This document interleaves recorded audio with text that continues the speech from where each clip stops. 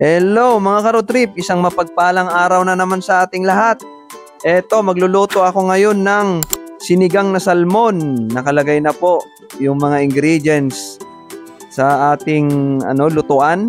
Ayan, kumukulo na. Ito po pala, kakaiba yung ating pang-asim, yung bunga ng ratan. Ano po yung tawag nyo dyan? Sa amin sa Ilocano, tawag namin dyan ay ligam or litoko yung iba. Ayan po. Natural na pang-asim yan mga ka-road trip. Kaya masarap po yan. So ngayon ko lang ihalo yan na gagawing pang-asim. Titignan natin kung anong lasa. Pero sa tingin ko masarap daw sa mga nakasubok na. Ito nilagay ko na yung salmon. Salmon belly po yan. So ito na, antayin lang natin na kumulo din. At timplahan na natin. So medyo masarap-sarap ang ating sabaw ngayon. Ihigop tayo ng sabaw mga ka-road trip. Ayan. Nilagyan ko na ng asin. Then titikman na natin kung tama ang lasa, tama ang timpla. Ayan na Ayan na yung ang dami kong nilagay na pang-asim. Ayan, medyo dudurugin ko konti para umalat talaga yung asim niya at manuot sa sabaw. So ayan na po. Antayin lang natin saglit. Yan, nilagay ko na yung kaisa-isa kong sili na pangsigang. Green na sili po yan. Then lulubog ko yan para kumalat yung lasa ng sili.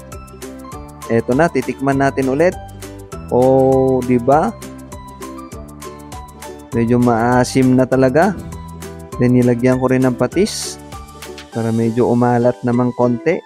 Yung tama lang. Then nilalagay na natin ang ating talbos ng kamote mga ka-road trip. Ayan na yung talbos natin. Ito na, madali lang maluto to. Saglit na lang to. Konting pag-aantay na lang at makakahigop na tayo ng sabaw ng sinigang na salmon. So ito na. Tikman ulit natin. Ayan, tamang-tama lang yung lasa. Tamang-tama lang yung kagat ng asim.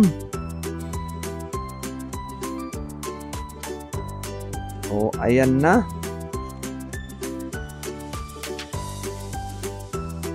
Ito na mga ka-road trip. Tapos na natin. Ito na yung ating niluto na salmon. Ready na tayong humigop. Maraming salamat sa mga nanood at sa mga patuloy na sumusuporta sa mga videos natin at sa mga niluluto natin. So ayan na. Halina kayo at humigop na tayo. Ay, my lobo. Ay, ipagyanit. Hindi ko kita. Putok na pala. Say nga pera mo. Ang pili lobo.